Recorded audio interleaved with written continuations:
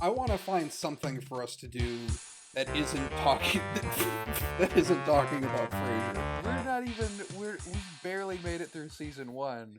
We're a few Right, episodes I in, know. and I you're already can't. giving up on the I experiment. You're I already. don't want to give up on the experiment. I'm sorry. Let's do it. I'm ready. We have slow rolled this entire time. Now this is it. Hello. Welcome to the Frasier on Frasier podcast with baby, your host baby, Adam Frasier and Wes Corwin. baby. I hear those blues are calling. I hear. Yeah, I hear them. we're here We're here. and we're gonna do 100 more episodes.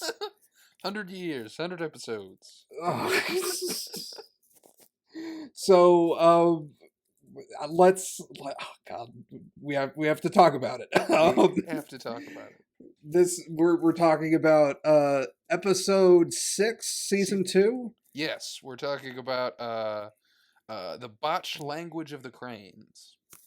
Right, and this is this is off to a rough start, Wes. I don't know. Do you want me to step I into the I driver's told seat? you this was going to be the worst one. No, First of all, this is going fine. This is going great. Do you want me to come step into the driver's seat and sum up this episode? Do you want me to- Yeah, let's give Okay. our audience sort of a brief summary. Yeah, sure. So, Frazier runs himself into a bit of trouble. He's in kind of a sour mood. We start off with him turning down a gig speaking at a hospital. He's offered to MC a thing, and apparently last year he was gonna do this hospital gig, and then at the very last second, after he had agreed to it, they called him and were like, "Oh, never mind. We don't need you to show up. We're gonna get Kathy Lee Gifford." We got Kathy Lee. Got old Kathy Lee Gifford. And subsequently, Frazier is a little miffed. He's a little soiled in the pride department, and subsequently wants to keep his dignity. Is just turning the gig down. No, thank you, never again. But he does want. But he will do a teen pageant. He'll absolutely do a teen pageant, which is another one of those things that was really funny in the '90s, I guess, and isn't kind of skeevy now. But anyway. To get Well, into, I think, go ahead. yeah, no. Get into what this episode is about. Well, yeah. So Frasier, on his radio program, calls the city while on a call with a client or Oh, a so listener. it's Edna. So, Edna. and Edna is voiced by Alfre Woodard. she's a fantastic actress. She's been in a lot of stuff. She was in Star Trek. First Contact. We haven't done a lot of Star Trek mentions this season, I feel, and I'm glad we got this one. She's First Contact's okay as far as Star Trek, but it's still not good, but it's got its moments. Mm-hmm. And one of my favorite moments in that, and I think it's a lot of people's, it's a great line read from Patrick Stewart. He's in the room with Alfre Woodard's character, and he's talking about the Borg. He's like, the line must be drawn here. No further. This far, no further. Mm-hmm. Mm-hmm. It's a great scene. Yes. Just his delivery. And that's her. The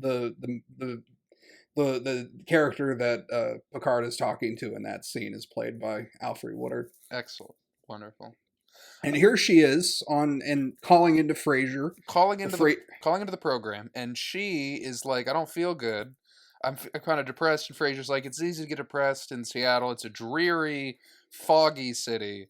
And boy, does that piss off the local, the townspeople, the residents of Seattle. They are not about it.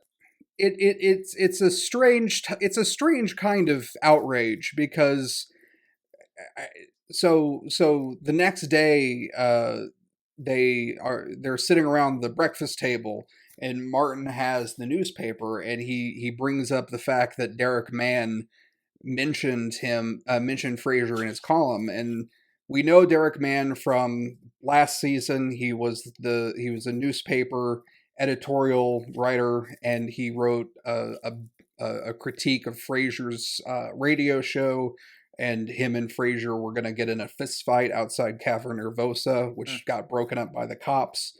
Um, so so this is a callback to that character, mm-hmm. and then and in the article that he writes, he writes about how he heard on the radio show, Frazier's radio show, that he basically dissed the city of Seattle. He Mm-hmm. said that a woman could cure her depression if she just moved away to another city. Right. And he wants him to take his Seattle hating, spewing hating vitriol someplace else. Right. I know it would cure my depression if the Seattle hating Dr. Crane would take his own advice and leave town as soon as possible. And Fraser's like, I never said you should leave Seattle. And Daphne was like, yeah, you kind of did. Yeah, you said Seattle was dreary. And it's one of those things where the spirit of the comment is taken out, and we go by the letter of the content, where, yes, Right. Fraser said it was dreary, and yes, she should move. But yeah, people get upset. It's this outrage. It's this PC liberal culture. It's these lefty. I'm not. I can't stay in this character for too long. But yeah, no. It's Frasier is obviously being Which, skewered by people who are looking for him to mess up, and subsequently he kind of put his foot in his mouth. So he goes on his radio. So Martin. Before we get into the next day, Martin is like, you just got to apologize. The city's like a woman. You got to apologize, whether or not you mean it, and make it okay.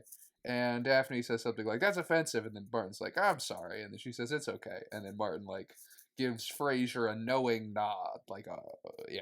And that kind of proves his point. So then we go on. I like the bit that Frasier kind of dismisses Martin's analogy.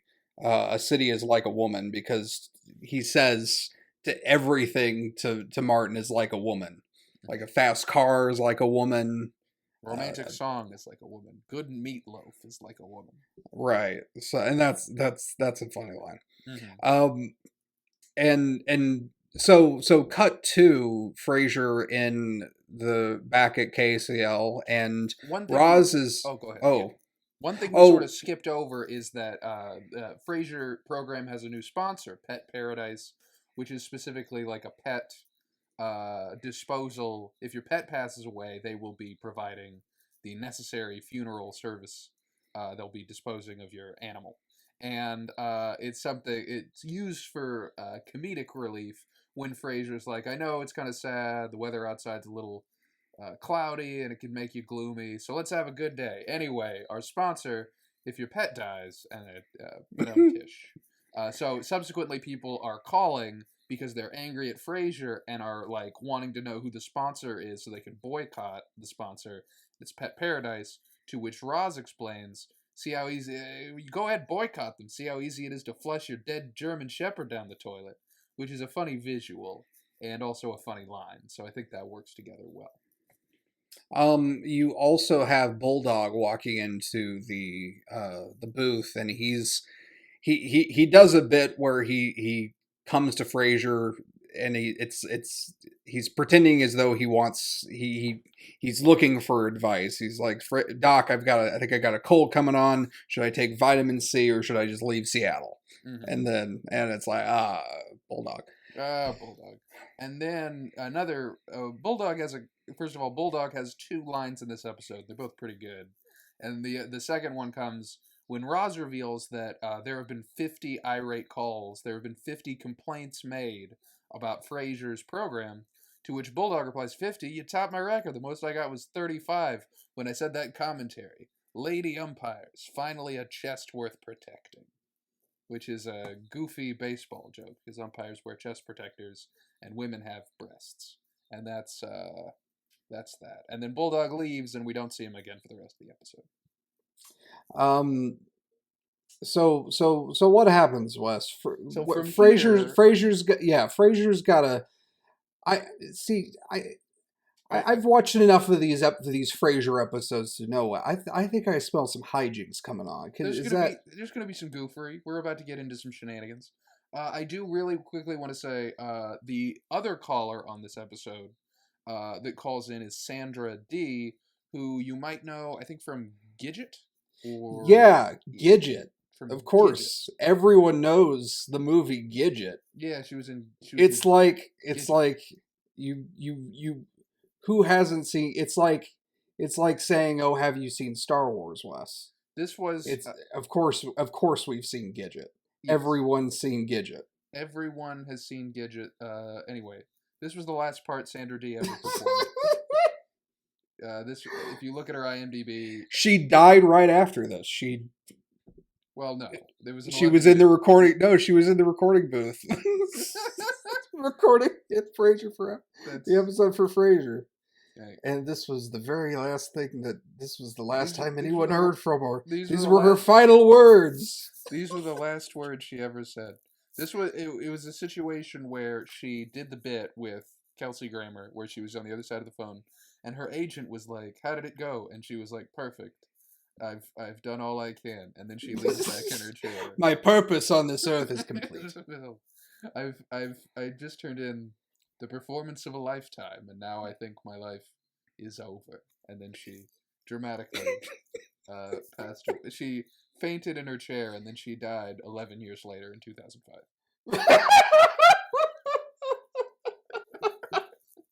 Anyway, so Sandra Dee is playing Connie, who's like, I don't know how you can say Seattle's a depressing place. I spent the last 40 years in a graveyard at a cemetery, and let me tell you, fat-headed moron, I'm probably the most cheerful person you'll ever meet, which it feels, it's an ironic comment. I don't know if it's a joke, but It's Connie, a joke. She's she's calling cheery. Frasier a pinhead. She calls him a She's claiming fat-headed that she's moron. cheery Right. and she's being very very mean to him. Right. But It's anyway, not a characteristic of cheery of people. Cheery people, Wes. But Frasier goes on to comment, he is probably, Connie, played by Sandra Dee, is probably the most cheery person he's spoken to today. So, that clearly he's been taking abuse on his program just about all day. He gives a heartfelt, or rather a flowery speech. I don't think it's that. He just sort of states like, okay, fine. For the record, I wasn't trying to hurt your feelings, Seattle, but since I've obviously offended some people, I am very sorry for what I said. I don't think Seattle's a dreary town. Mm-hmm. I love living here, and it sounds sincere at the very least.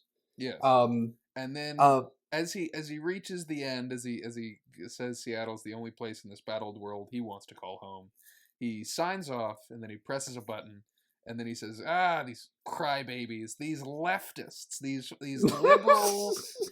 liberal fucking. And then Roz points out, Dr. Crane, we're still on the air because Frasier missed the button. He missed the thing.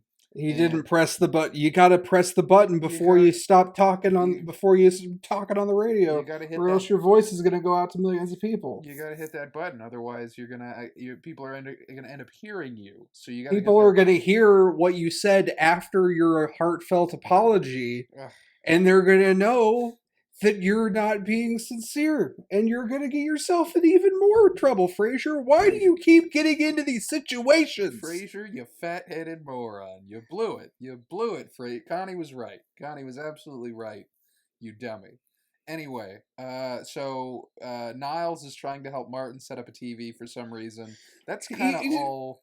I have a problem with this TV. Oh. What is it? So what is it that he's trying to hook up to the television? Because it doesn't look like a VHS player, which is what I kind of initially assumed it was. It seems like it's too thin, and there's no tape deck. There's nothing for to stick a VHS copy of Cop and a Half into the VHS player. If I understand it correctly, and here's what I believe, it's this was at a time when you'd hook up a TV set and then you'd need to configure the antenna, maybe? So it's possible that Niles has it plugged in, but subsequently it's not getting the signal, which is why the TV isn't working.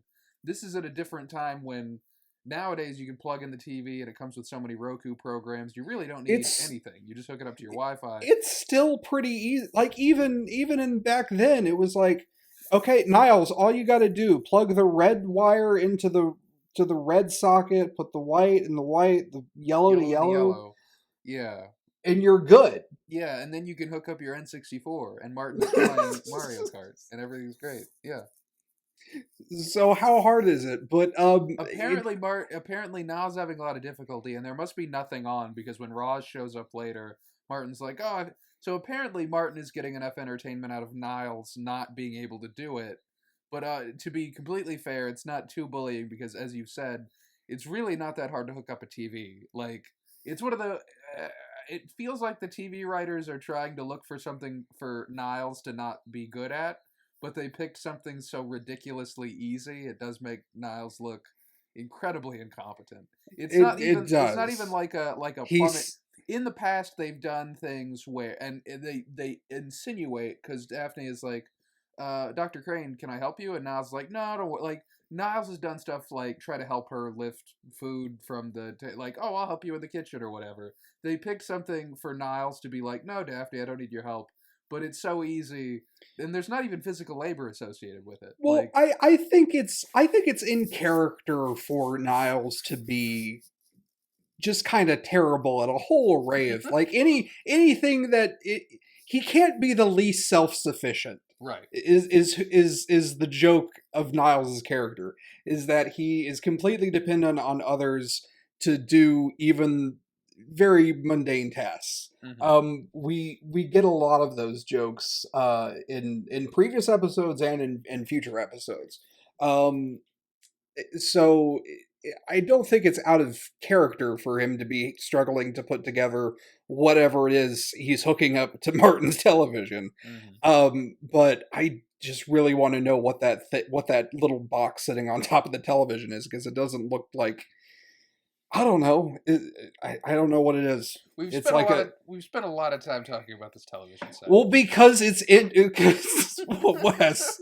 This this is the best stuff. This is the best stuff in the episode. Is us just This is the riffing. meat in this episode sandwich. Don't get me wrong, and we're chewing through it, but we got a whole nother slice of bread to get through, and I just want to make. Oh, I feel like the viewer is waiting. Like, there's well, gonna be plenty of time for that, Wes. Just you gotta go slow. You gotta take your time. We'll take our time. We'll smell the roses and all that. But So moving on. moving on. I apologize. Frazier is has to do damage control, and I'm comfortable moving on because we're gonna come back to the phone. So at some point, it is covered. It is established that people have been harassing Frazier's home phone, and Daphne has been taking phone calls. Frazier is like, don't pick up the phone, but she gets irritated that they're not picking up the phone because it could be her grandmother, or it could be Could be Grammy Moon. it could be Grammy Moon, or it could be Frederick, the boy, wanting to say that he loves Frazier. The boy child. That is my son. You know, my son boy, Frederick. that My boy child boy. my boy, child boy. So, so that's just something you need to have in the back of your mind is people are constantly calling Frazier. He got pulled through a chain link fence. He went to Cafe Nervosa and three tables started hissing at him. And he thought it was the new cappuccino maker. Roz comes over and they figure they need to do damage control. And Roz covers, hey, you know, you should take that hospital, the church, the religious gig that we mentioned at the beginning. Calling back to the very first scene. See, the writers know what they're doing, Wes. We set it up at the beginning, we pay it off in the middle as an opportunity, and we totally establish here's the reason why he doesn't do it in the first scene, and here's why now he's open to do it in this scene, and that is writing. That is comedy. These writing. people won Emmys, Wes. They did. I really quick, I want to shout, I think we've brought up that a lot of episodes in the second season are written by Joe Keenan. I want to establish two things. And we'll talk about the second one when we introduce the nun character. But this is the first episode written by Joe Keenan. This was his like audition script. When the first season was being written, he submitted this to be a writer on Frasier, and he was accepted onto the writing staff for the second season. And this was episode after The Matchmaker, which was another episode that Joe Keenan wrote, and he won an award for that one, the GLAAD Award and other stuff. Okay, I'm sorry, but This Well, is that's been your Frasier facts that's our new segment. We're calling it Frasier facts. Frazier facts. So, Frazier is like, oh, I'll take the gig. He isn't happy about it. He's like, yeah, this is a great opportunity to damage control. He tries to. People offer him jokes. I believe Roz offers him some jokes, and I believe Niles offers him jokes, but he's like, Niles, you're not funny. And then Roz is like, oh, I have some jokes, but it's a religious thing, and he doesn't want to be burnt at the stake or whatever he says. Wes. Niles brings up a funny anecdote where he points out that right, the Nancy Reagan bit. Yes, he points out that okay, I'm sorry. I want to cover all of this, and I do want to say while I was watching this episode, as frequently happens, I was most enjoying the jokes by David Hyde Pierce, and I like Niles as a character a lot, and I was like, I don't know what it is that I find so charming about Niles. I think it's that he's a buffoon, and I think he's a great physical actor, and he plays into a lot of tropes. And I was saying this out loud, and Maggie had walked into the room, and I was saying that I liked David Hyde Pierce, and then she watched a couple seconds, and she was like, "Oh, he's got a funny voice. That's why you like him." And I was like, "That's it. He's got a real funny voice, and I really like that." Anyway. So I'm sorry, Wes. I can't laugh at your jokes. I'm doing research. I'm sorry, but that is a thing that happened. So Niles says it's a great idea to make light of the fact that Frazier has stuck his foot in his mouth, make fun of himself, the whole thing. And Roz says, "Did you just compliment me?" Because Roz and Niles haven't. As we've covered, one thing that has been consistent throughout season 1, season 2 is Roz and Niles never quite got on the right foot because Niles never remembered Roz. And now that Roz has been around enough that Niles does remember her, he's already kind of gotten off on the wrong foot with her, and now they never quite get along. But this time Roz is like, oh, it's cool that you complimented me. And Niles is like, yeah, you're very savvy. You remind me of one of those amoral PR flacks who sell their services to industries that pollute.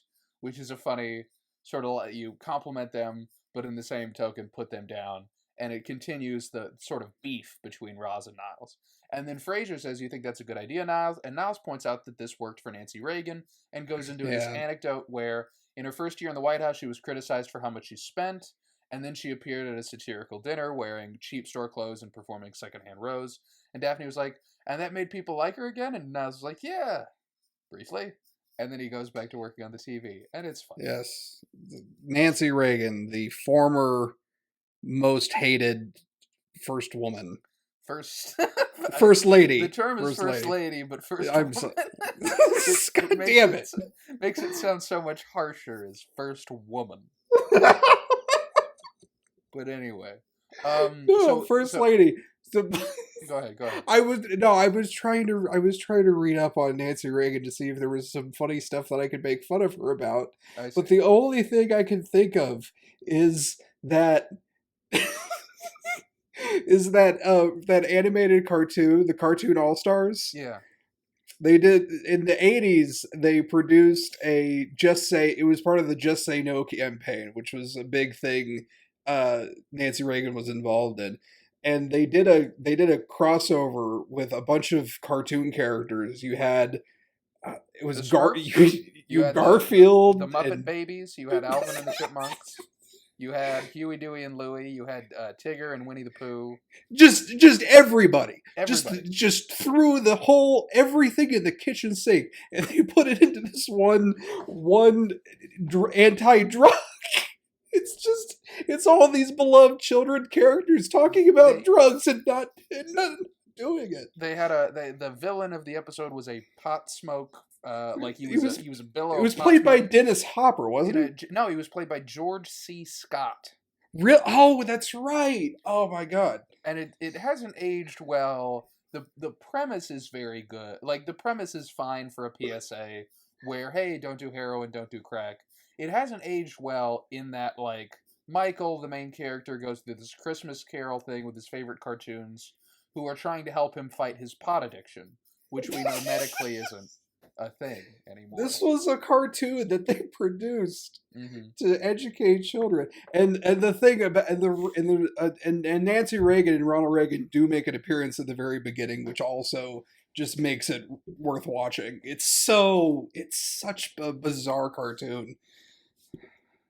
I've got to rewatch it. It's a treat though.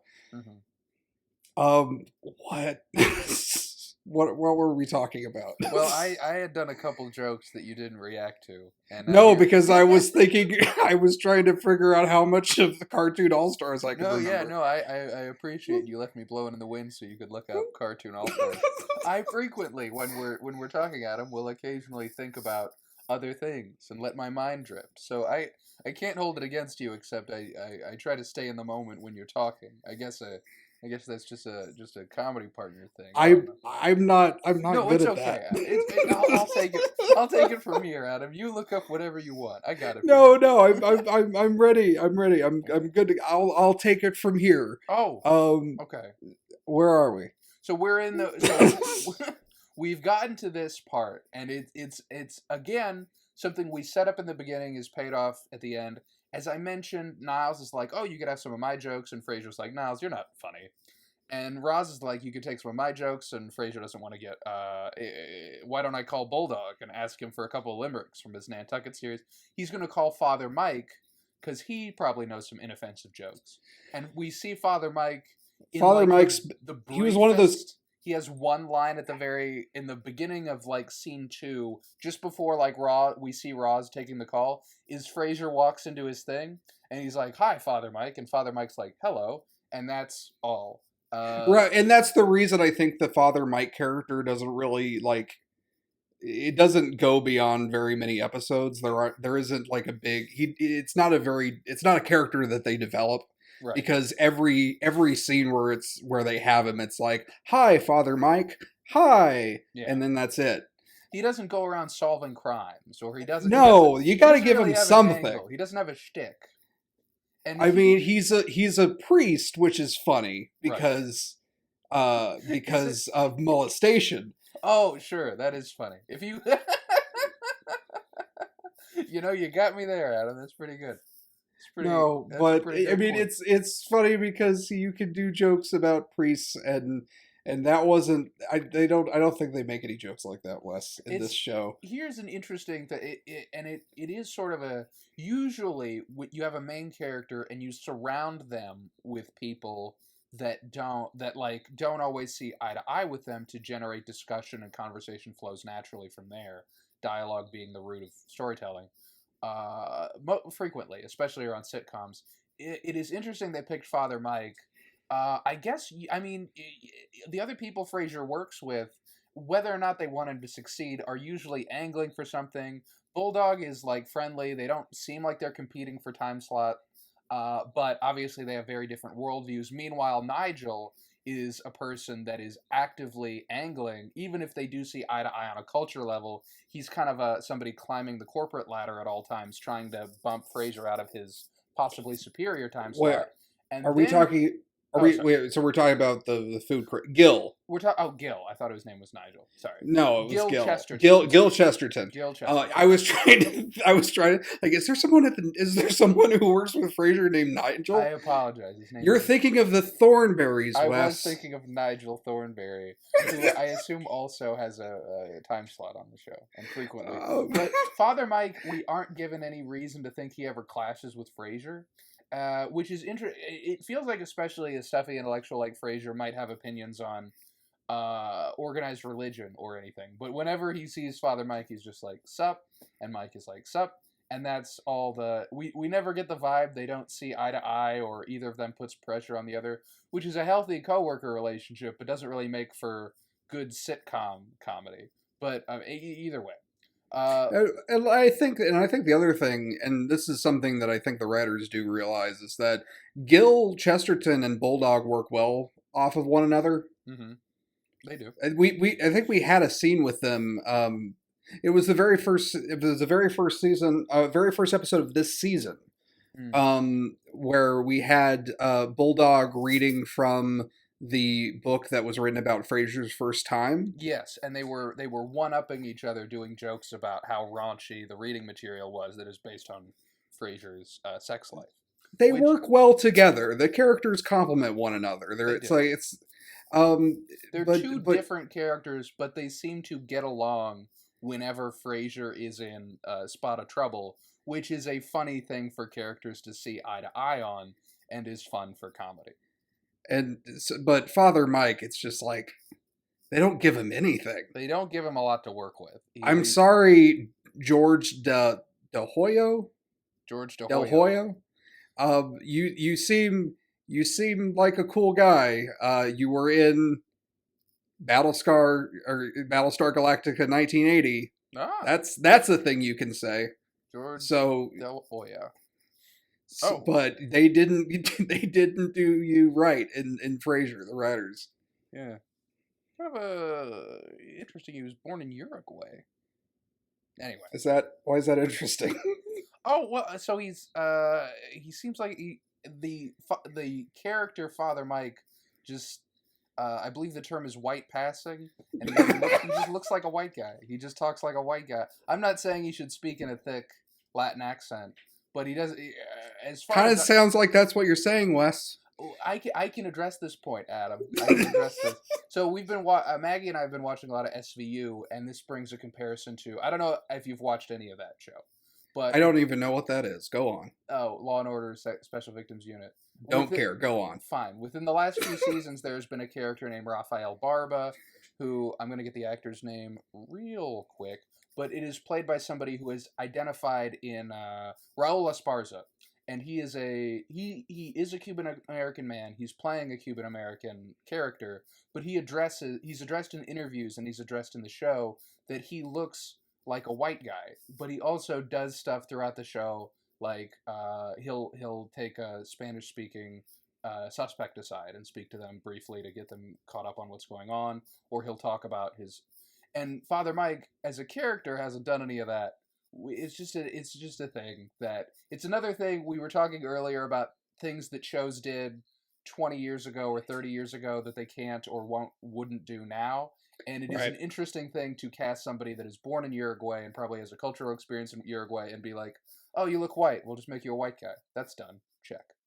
But okay. Yeah, We've been on the precipice of Frasier's speech for a while, and we just have like one or two more things to get through before we. I just want to say racial identity is one of the core themes in Frasier. Yep. So Frasier he gets to the banquet hall. We get to the last scene of the episode. Frasier is sitting next to a sister, Josalia, who is a nun from the hospital. One thing I've been excited to point out, this is my other fun Joe Keenan fact. Is Frasier facts. This is a Frasier fact. Is Sister Josalia is a name of a character from Joe Keenan's early novels. So this technically ties Frasier into the Keenan verse, and it ties Keenan's novels into the Frasier verse, and sort of inexorably connects and binds them. It all connects somehow to Saint Elsewhere. Absolutely, all of this takes place in the mind of an autistic child looking into a snow globe. That's what's going on there. So, George, the guy who plays Father Mike, he was in Saint Elsewhere. So there you go. There you go. This all takes place in somebody's. Yeah, I do want to point out we established that Sister Josalia is her nickname in the show is the Terror of Ward 3. Meanwhile, in Joe Keenan's novels, her nickname is the Mutilator, which is a sort of inconsistency there. And I wonder if Joe Wait, so he's just basically reusing his own characters at this point. Right. He was hoping to drive some novel sales up. He was hoping to get those novel sales. He's just, I've got this D&D campaign that I'm working on. Let me just throw some of the characters from that into this network television show that I'm working on. Let's see. I'm at 19 minutes in my script and it needs to be 22. Why don't I throw in this ogre from my old D&D 2 dungeon? But yeah. So Frasier, Josalia, the Mutilator / the Terror of Ward 3 is like, I hope you have some humorous stories, but nothing too racy. And then Frasier's like, no, I wouldn't dream of doing anything too racy. And Josie Lee's like, good. Last year, Kathy Lee Gifford told the most unfortunate story involving newlyweds in a ski. Ooh, Kathy Lee Gifford. Apparently, Kathy Lee, the person that Frasier got skipped over for, did not stick the landing on her performance, and it was remembered poorly, which should be. But anyway, Frasier doesn't take that as good Cue news at all. Frasier comically crossing out the joke that he wrote, which was the same joke that Kathy Lee Gifford did. I was going to tell this story about newlyweds fucking on a ski lift, and I can't anymore. Damn it. Kathy Lee Gifford beat me to the punch. That was the last 20 minutes of my speech, and my speech was 23 minutes. Now all I got is the aristocrats. But, this is a thing. I want to cover this. Niles. Niles is there. Martin is there. Roz is there. Daphne is there. Everyone wants to support. No, why do they have to be there? Oh, I guess they just want to. Well, we established in the earlier scene that not only is Frasier emceeing, but he's promised that he's going to buy a whole table because that's a good look. Right. And subsequently, he's got to put people at the table, I guess. Yeah, you buy an $800 table. I guess you're going to want people to sit at it. Yes. And for the first time in, I believe, 29 episodes, this is the first time that Maris has been extended an invitation and made it. Now, we still don't see Maris, but this is the first time she's in the room. This is the first time we know, very close by, just behind the where the cameraman is. Maris the fourth is wall. Yeah, it's just behind. She's there in the audience. Not only is she there, but she has an object. First of all, she's not trapped under any coats. There's no coats around her. She is completely unimpeded by coats. In fact, it is implied she actually can pick up speed. She's there, and Lydia Beaumont is the head of a local museum board that Maris really wants to be on, and subsequently Lydia tries to break off from the conversation to grab some more drink, and Maris finds a way to chug her drink and then meet her back over to continue angling for this museum board spot. And I do want to cover, it's something we have never seen Niles talk about Maris in a way where she isn't far away. And again, this is my own fault, but I've always interpreted these conversations in a sort of like Scientology. Maris has been dead the whole time, and Niles refuses to acknowledge it because he doesn't want to go to jail for murder. But this is the first time we've seen him and Maris in the same room, and he obviously takes a lot of pride in Maris, and he's super happy watching her work the angles and do what he does, do what she does to get what she wants, and Niles takes a ton of pride and excitement in that. And as somebody who also loves to see their spouse succeed, I can relate to that. But then it super skeeves me out like a minute later when he's sniffing Daphne's hair as she's trying to watch Frasier's speech. And it's like, dude, you can't, what are you doing? You can't be a creep, man. Fucking, I don't know. I guess in the 90s, a lot of dudes thought they could do that, but it's still weird. It's literally the only thing I don't like about Niles as a character. I love his funny voice. I love I love everything about it, but he's also super skeevy, and that makes me feel weird. It gets better. It doesn't get better. I should stop talking. It gets worse, actually. Yeah, okay. No. So I just thought it was funny that Niles is narrating this race between his wife and this rich other lady, and he's narrating it like a horse race. And it's fun. It's fun. It's one of those things that people would get excited at seeing somebody, their spouse, succeed at a thing, and he narrates it like a horse race, and it is a fun bit. And I think I enjoyed it.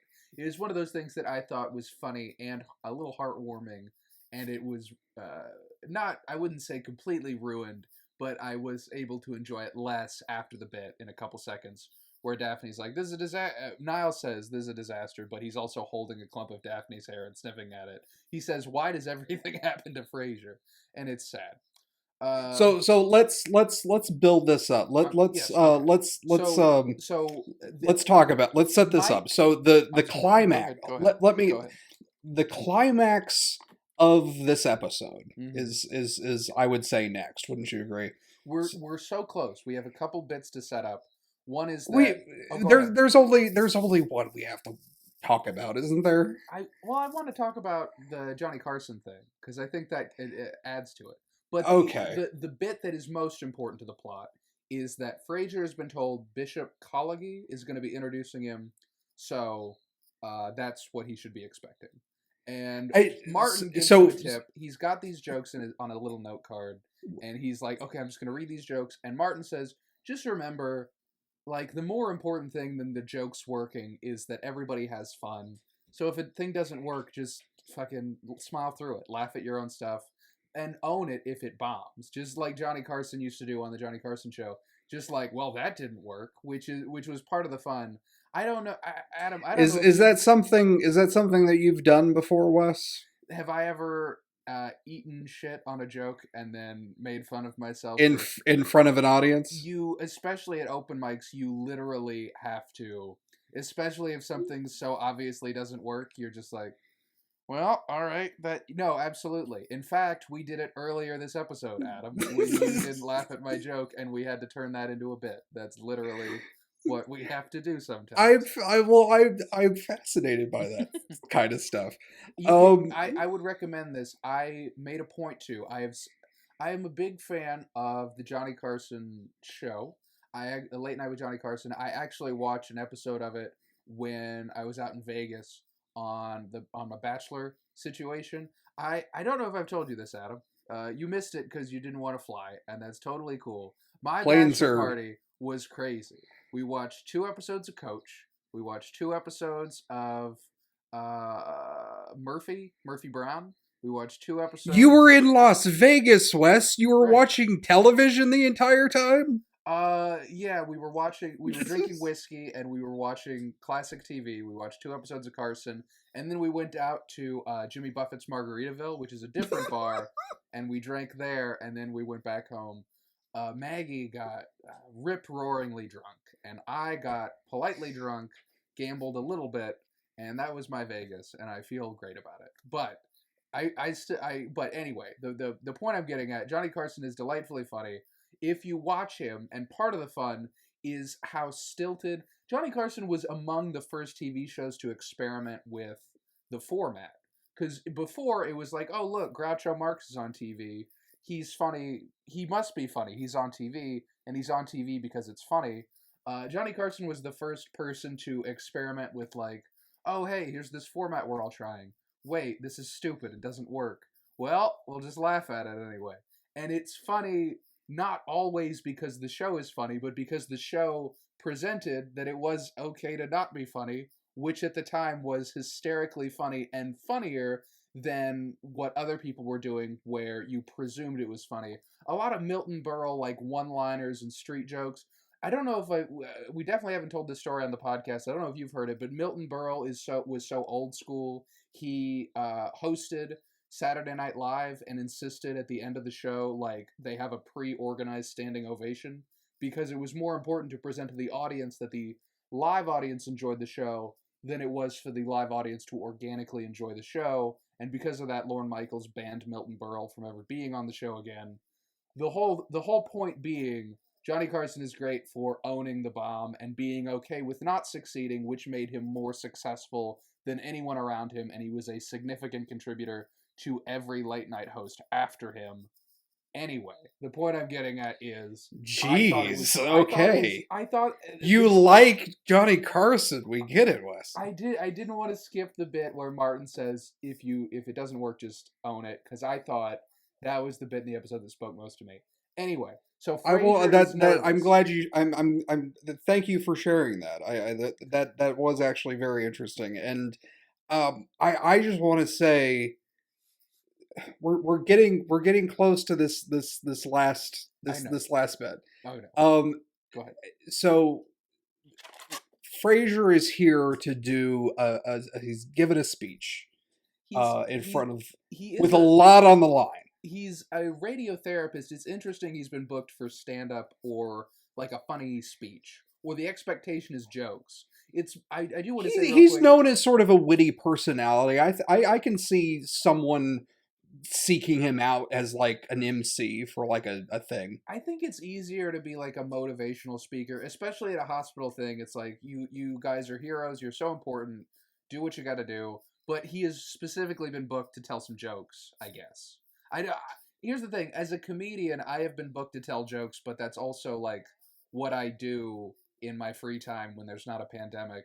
So I understand why people expect. If I was like one of those people that did podcasts on Bitcoin and they asked me to tell jokes, I would be like, I talk about Bitcoin. I don't know what you want. I can like if I were a Frasier, I'd be like, I can psychoanalyze somebody on stage. I can maybe conduct an interview, but I don't think I can. I don't know if I can tell jokes. But Do Frasier, some of my amazing psych. It's like, hey, you're. It's like, hey, you're a radiotherapist. Can you like come to my kid's birthday and like do magic tricks? Yeah, it just feels like a mismatch. Exactly. That's what it feels like to me. But anyway, Frasier needs to repair his image, so he needs these jokes to go well. He needs people to have enjoyed the set. He is nervous. He goes to the bathroom real quick. Wes, here's the thing. I feel like I'm a student of these sitcoms, the way these plots play out, Mm-hmm. and this seems like Frasier's being set up to fail. You might suppose that, but if Frasier has prepped, he's been given some great advice, and there's no way he can fail unless something horrible. I think there may be some hijinks that's going to be taking place here. Well, I don't know why you think that, Adam. But the second Frasier exits to the toilet, Mike goes to the podium, and Mike had just said to Frasier, "I'm sure Bishop Collegy will be here any minute." And then the second Frasier exits, Mike gets on stage, and he announces he has to make a very sad announcement that the guest speaker has always been introduced by Bishop Collegy, who's the chairman and host of the popular Sunday morning cable TV show Pancakes and Parables. But he was out fishing, and his boat was hit by a storm and capsized, and at this moment he remains missing. He's lost at sea. Uh, anyway, apparently he's having to break some very tough news to an audience. and he knows how much, if the bishop could be here, he'd love to be here. So he could do his annual performance with biblical hand shadows, which is a delightful line. Just a delightful sequence of words. I love the image. I love the idea of people making their hands into shadows so that one brother kills another brother. Or I would love if that took, if you went all the way through the Old Testament and then the New Testament. I'd love to see like a shadow puppet version of like Sodom and Gomorrah. Oh, what a journey! What a story! Where he puts two fingers together and that's the pillar of salt that Lot's wife turns into. You know how it goes. But but Mike is like, anyway. Bishop would insist that we proceed without him, so we're going to introduce Dr. Frazier Crane. Now, if Frazier were in the room, he might know, hey, don't have too much levity on account of someone was just lost at sea. In fact, maybe scrap the jokes and do just talk motivationally about, hey, the doctors are the real heroes, and Bishop Collegy, what a guy. Instead, all of his jokes have to do with water and people drowning. He says, and boats sinking. First thing he says isn't a joke to him, but obviously seems like a tasteless joke to everyone. He says, I expected the bishop to introduce me, but I'm sure he'll drift in eventually. Tish. Which is a great joke if Frasier knew about it. And anyway. So go ahead. No, go ahead. He says, it's a comfort to see so many priests out there in the audience these days. I don't speak in public without someone standing by who can perform their last rites, which is a joke about, to Frasier, that's a joke about how I've gotten myself in trouble recently, and now I wouldn't speak unless someone was there to, read me my rights because I'm about to be killed, but instead it becomes a joke about how the bishop is dead. And the audience gasps, and he goes, whoa, very religious crowd. I can tell because of the vow of silence, which is very Rodney Dangerfield, adjust your tie. I hope you've got some holy water standing by, Father. I'm dying up here.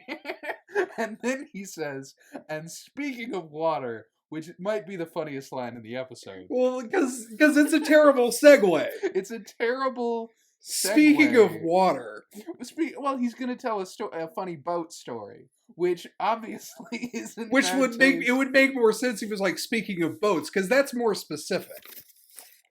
Well, but he's speaking of holy water, so he's got to talk. I'm just saying there was a bad segue. It is an odd transition, but he gets there, and so anyway, as he's trying to tell the story, he says many street jokes, as our listeners have probably heard, start with a rabbi, a priest, and a minister, are all sitting at the bar on the Titanic, and Sister Joselia, the mutilator, the terror of Ward 3, says, Dr. Crane, the bishop, and trying to get Frasier's attention to the fact that, hey, we might not be into a joke about the Titanic, because this guy, but Frazier doesn't know any of that, so he's like, oh, I'll sub in a bishop instead of a priest. That's even funnier. And then he says a rabbi, a minister, and a bishop are all sitting at the bar when the purser runs in to give them horrible news. And then Roz tries desperately to like cue him in on the piece of knowledge everyone has but him. Roz calls out the bishop is lost at sea, and Frazier says, hey, look, are you telling this story? Am I? Which is a classic. It's a very 1970s comedian to heckler line to get them to shut up. And he says, come on, lady, I work alone. All right, hey, thank you. Yeah, he thinks that one of my favorite comedian to heckler lines, and it is most popularized by Jimmy Carr, is, I don't come to where you work and knock the dicks out of your mouth, which obviously you can't say that on Frasier, but it would have been endlessly to me. And it would have gone well with the relationship between Roz and Frasier. I feel like that they work at the same place. I know. Too. It would work on a number of levels, but anyway. I want to check something. Keep talking, because I'm investigating something else real quick. Okay, no, yeah, I'll handle it, Adam. So the purser rushes in, gives the horrible news about the boat. The rabbi says, my God, my people will need me. The minister's about to leave, and the priest, the bishop, Frazier, keeping it light and in the moment, says, sit down, relax, have another drink. I'm sure the rabbi can handle it. And the minister says, my God, man, how can you abandon your flock when we just hit an iceberg? And the bishop says, an iceberg? I thought he said we had no ice aboard. No. And then hold on. Stop the presses. Oh, okay. Stop. That's not what he says, Wes. You're right. I'm reading the transcript, but I remember what is the actual punchline, Adam? I'm gonna. Do you really not know what he says? The punchline. Here's the thing: is I remember. I want you to say it. I want you to say the whole punchline. What is it? Start from the beginning. Start back. Start from. My God, man, how can you abandon your flock? Oh, am I leading you into it? Because I don't know. Okay, fine. My God, man, how can you abandon your flock when we've just hit an iceberg? And the bishop says, an iceberg? Oh, I thought we hit a Weisberg. Right, because he's Jewish. Because the rabbi is Jewish. And that's why the rabbi would say, my God, my people need me. The transcript is wrong. I'm sorry. I remember thinking that was weird. And the joke doesn't make a lot of sense. The joke's terrible. The joke isn't great. And then everyone's... I'm thank you so much for letting me... Thank you for letting me remember it. Because you left me in a terrifying space where it's like, I don't know how this joke ends. And then as I said it, I was like, oh yeah, the ending to the joke. It's awful. It's terrible. Right. And everyone stares at Frasier not already. They're not happy with him because the bishop is dead. And they're also, by the way, I want to point out, I Googled, we never point out or find out what happens to Bishop Collegy, which means he's dead in the sea. That's the only scenario that could happen. Anyway, his body's washed up on a beach somewhere. He Bloated, being picked apart by Frasier, seagulls. As Frazier implied, he did drift in eventually. That's all that means. But so the joke doesn't hit, and then Frazier taps on the microphone and does the "Hello, is this thing on? Whoa, bomb!" Have you ever done that, Wes? Have I ever said "Whoa, bombo" or "Hello, is this thing on"? Yeah. No, I haven't done "Hello, is this thing on" because that's hacky. But I will say I have owned when a joke bombs and been like, "Well, that didn't." Sometimes you try your best, and sometimes that doesn't mean anything. Stuff like that. You should do. Is this thing on? Is this thing on? Is this thing? Next time, I swear to God. Next time you're researching something after a joke, I'm gonna do. Hello, is my hand on? Is that and the last thing in the episode is Joselia watches Frazier write a check, and then as he presents it to her, she's like, "That's not enough," and then he writes more, and then she's like, "That's not enough," and he eventually hands her the whole checkbook, and that's the episode. So, our next episode, on the next episode of the Frazier on Frazier podcast, Niles buys a gun. No, I don't think that. Hold on. I think it's the one Is it the election? Is it the president one? It's the election special. The election's over, and the candidate. We're recording this. It's the day after Biden's inauguration. Mm-hmm. So I was wondering when we were going to get to this episode and if it was going to be before or after, or whenever. But I'm excited to talk about this. It's going to be a lot of political talk. I think. Frazier and Niles disapprove of Martin endorsing a right-wing political candidate. Yeah, that's. I'm looking at this. This is gonna be a minefield, Wes. I can't wait. I'm so excited. So we'll see you next time. On the Frazier podcast. Thank you for joining us. I'm Adam Frazier. Wes Corwin. I'm Wes Corwin. Yeah, you're Wes Corwin. I am. Thank you. Thank you. Thank you.